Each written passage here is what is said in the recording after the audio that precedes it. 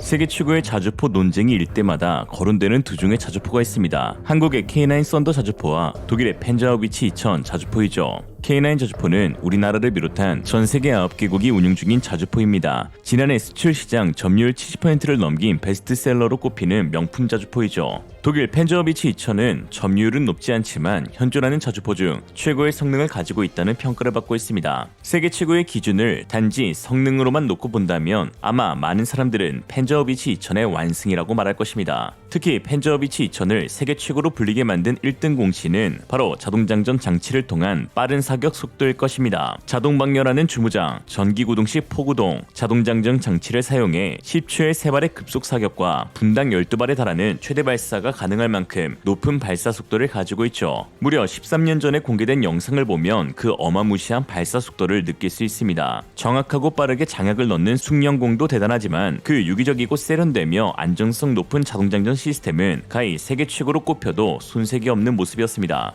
유사 체계인 한국의 K9A1은 15초의 3발, 분당 발사 속도는 6발에서 8발로 알려져 있습니다. 일각에서는 대당 도입 비용이 터무니없이 차이가 나는 두 기종을 비교할 수는 없다고 말합니다. 최근 우크라이나가 주문한 100대의 펜저비치 2000 총 프로그램 코스트는 무려 17억 달러, 대당 243억 원이었습니다. 반면 K9A1의 대당 단가가 80억이니 그 차이는 무려 3배에 달하는 것이죠. 이렇게 따지면 K9 저주포 세대의 분당 발사 속도가 18발이니 이긴 거 아닌가. 아무튼 이러한 독일의 자동장전 시스템은 오랫동안 펜저비치 2000을 세계 최고의 자주포 자리에 앉게 한 것은 분명한 사실입니다만 최근 이와 관련 또 다른 충격적인 소식이 전해졌습니다. 지난 27일 해외 외신을 통해 우크라이나가 독일로부터 공여받은 펜저비치 2000 자주포의 자동장전 장치가 고장이나 포병대원이 땀을 뻘뻘 흘리며 수동으로 포탄을 장착하고 있는 영상이 공개된 것인데요. 우크라이나 포병대원이 열심히 삼두근을 짜내며 155mm 포탄을 실어 날랐지만 수동 장전으로 한 발을 사격하는 데 걸린 시간은 무려 25초였습니다. 시간보다 체력이 더 관건으로 보이죠. 사실 펜저비치 2000이 가지고 있는 기술적 결함 문제는 독일이 우크라이나의 자주포를 공유한 즉시 발생하였습니다. 독일은 지난해 10월 14문의 자주포를 공급했으나 불과 8일간의 훈련 기간 중 6문의 자주포가 기계 결함으로 인해 리투아니아 수리시설로 이송되었습니다. 당시 우크라이나를 비롯한 폴란드 및 동유럽 사람들은 아니 줄 거면 제대로 된 걸 줘야지 너무한 거 아니냐라는 반응을 보였고 죽어도 욕먹은 독일은 참 난감해했었는데요. 독일 국방부는 그 즉시 성명을 통해 펜저비치 2000의 문제는 기술적 결함이 아닌 우크라이나 포병의 교리 전술의 문제가 있었다고 지적하였습니다. 외신에 따르면 분데스베어는 펜저비치 2000의 정해진 하루 포탄 사용량이 총 100발이지만 우크라이나군은 이보다 더 많은 발사를 시도하였고 이에 결과적으로 기체의 무리로 인한 손상이 발생했다고 했습니다. 독일의 이러한 핑계, 변명, 반박, 분석 아무튼 그 말에 유럽 네티즌들은 그럼 분당 발사 속도가 10발인 펜저비치 2000은 하루에 10분만 쓸 수 있냐라고 비꼬기도 하였죠. 그러나 사실 독일 국방부의 답변은 어느 정도 일리가 있습니다. 포병 부대에는 통제 보급률 CSR 규정이 존재합니다. Controlled Supply Rate라고 하는데요. 세계 최고의 포병을 운영하고 있는 대한민국 역시 일단 규정으론 하루 100발이 정해져 있습니다. 물론 어디까지나 규정일 뿐 실제로 한반도에 전쟁이 발발하면 한국군은 개전 당일 인류 역사상 최대 규모의 대화력전을 이틀째부터는 남하하는 적의 대규모 공세 부대를 저지하기 위해 엄청난 포탄을 6,000문의 포를 통해 발사하긴 하겠지만요. 그럼에도 규정상 포병 부대가 CSR을 정한 이유는 포신 수명 때문입니다. 수명이 다 된 포신은 마모되어 균열이 발생하며 폭발할 수 있어 어느 정도 CSR을 정해야 하고 또 포신을 사용 연한에 따라 교체해줘야 합니다. 그러니 독일군의 반박은 어느 정도 일리가 있었던 것이죠. 그러나 독일이 미처 생각지 못한 치명적인 실수가 하나 있었는데요. 이 실수를 통해 더 이상 펜저비치 2000은 세계 최고의 자주포 자리에서 물러나야 하는 것이 아니냐 하는 여론이 생기고 있습니다. 왜냐하면 이번에 공개된 우크라이나군의 펜저비치 2000 영상에서는 포신에 전혀 문제가 없었기 때문입니다. 독일은 우크라이나가 터무니없이 많이 발사해서 그렇다라고 지적했지만 정작 포신의 내구성에는 전혀 문제가 없었고 자동장전 시스템만 기술적 오류가 발생하여 사용이 불가능했었던 것인데요. 즉 한마디로 운용에서의 문제가 아니라 단순 기계 결함이었던 것입니다. 또한 펜저비치 2000이 가지고 있는 치명적 결함에 대해 활용 정점을 찍는 사건도 발생했습니다. 지난해 영국 매체 더 타임스가 입수한 독일 국방부의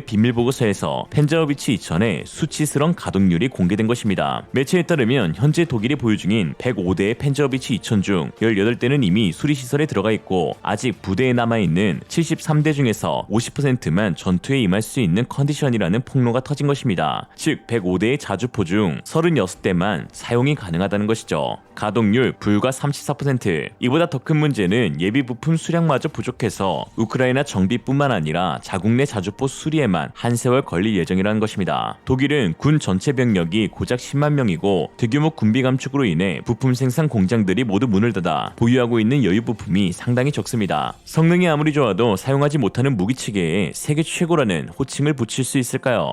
개인마다 생각이 다 다르겠지만 저는 일단 국뽕 빼고 완전 자동장전 시스템을 갖춘 K9A2 암컷과 세계 최초 자동화 탄약 보급 차량 K10 수컷 조합이야말로 진정한 세계 최고의 자격을 갖춘 자주포대라고 생각합니다. 더군다나 한국산 무기는 가동률이 높기로 유명한데요. 완벽한 군수 지원을 통해 즉각 부품이 조달되는 한국군은 워낙 운용하고 있는 규모가 크고 휴전국가라는 특수한 상황하에 항시 많은 예비 부품들을 보유하고 있습니다. 이러한 장점은 곧바른 납기로도 이어져 한국산 무기 수출에도 긍정적인 영향을 끼치죠. 펜자오비치 2000과 K9 자주포는 진정한 세계 최고의 자리를 두고 다시 한 번 더 붙을 것으로 보입니다. 바로 루마니아 자주포 도입 사업에서 맞붙게 되는데요. 루마니아는 세계의 자주포 대대 창설을 위해 총 53문의 자주포, 탄약, 예비 부품을 구매하기로 하였고 현재 펜자오비치 2000과 K9 자주포가 공식적으로 참여하였습니다. 그렇다면 과연 어느 나라의 자주포가 도입 가능성이 높을까요? 이는 최근 루마니아 군의 공식 발표를 보면 어느 정도 유추할 수 있습니다. 지난 8월 10일 루마니아 국방부는 프랑스 넥스터의 세자르 자주포 입찰을 거부했습니다. 일단 넌 안 돼 라는 거죠. 이는 루마니아가 차륜형 자주포가 아닌 궤도형 자주포를 원하고 있기 때문인데요. 동유럽의 악명 높은 진흙땅을 돌파하기 위해서는 차륜형보다 궤도형이 더 유용하기 때문입니다. 루마니아 군사매체 루마니아 디펜스에 따르면 세자르의 가능성이 희박함에도 프랑스 넥스터사는 다시 한번 고려해봐달라고 재요청하였다라고 했지만 루마니아 국방부의 선택은 K9 썬더를 앞세운 한국의 한화가 최우선 순위라고 하였다라고 밝혔습니다. 현재 루마니아가 추진 중인 자주포 도입 사업의 총 예산은 8억 4,500만 유로, 한화 1조 2천억 원인데요. 54문을 대당 가격으로 나누면 220억 정도입니다. 자주포 하나만 240억에 달하는 펜저비치 2000은 가격을 맞추기가 여간 쉽지 않을 것으로 보이는데 거기다가 루마니아는 탄약의 유지보수 지원까지 원하고 있는 상황이죠. 또한 가격은 차치하더라도 현재 펜저비치 2000이 가지고 있는 위용이 예전 같지 않다는 것이 독일에게 있어 큰 난관입니다. 루마니아가 궤도형 자주포를 원하는 이유는 험지 돌파 능력에 관한 부분인데 우크라이나에서 운영되고 있는 펜저비치 2000이 진흙에서 고전하고 있다는 소식이 끊이질 않고 들려오고 있기 때문이죠.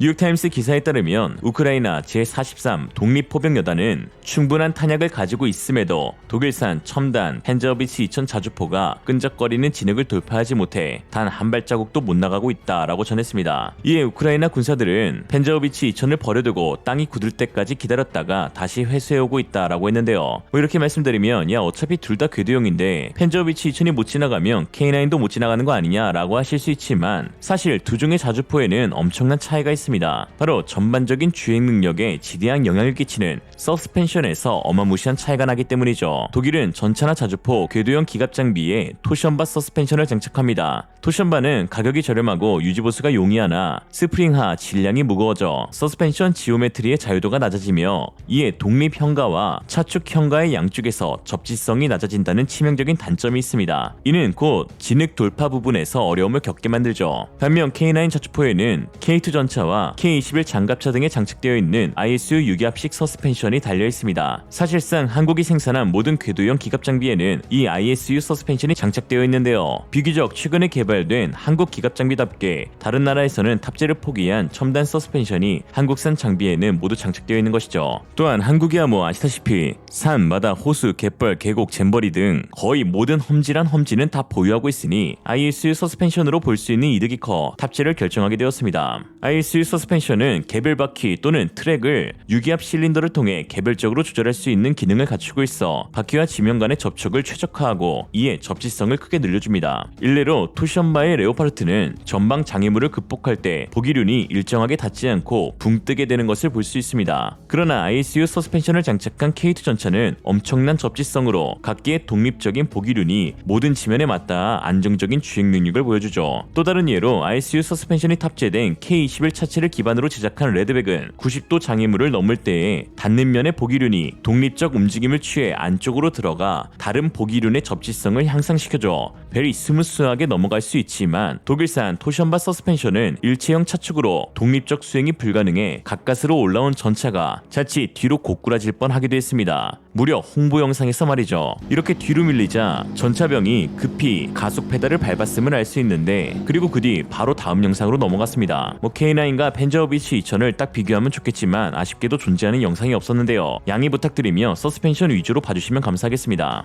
우리나라 무기 측에는 6.25 동족 상잔의 비극을 다시는 겪지 않겠다는 의지와 한이 서려 있습니다. 세계 최고라는 그 명성을 쫓기보다 우리가 겪은 비극을 우리 손에서 끝내야 된다는 각오를 지닌 기술진들의 피땀 눈물로써 오늘날 한국산 무기는 세계 최고의 무기가 된 것이죠. 세계 최고 아니어도 좋습니다. 우리나라의 평화를 지킬 수 있는 무기면 그걸로 충분합니다. 우리가 쫓아야 할 것은 명성이 아닌 명예이고 자존심이 아닌 자부심이며 안도가 아닌 안보이어야 할 것입니다. 오늘의 한 줄 평, 세계 최고보다 세계 최선을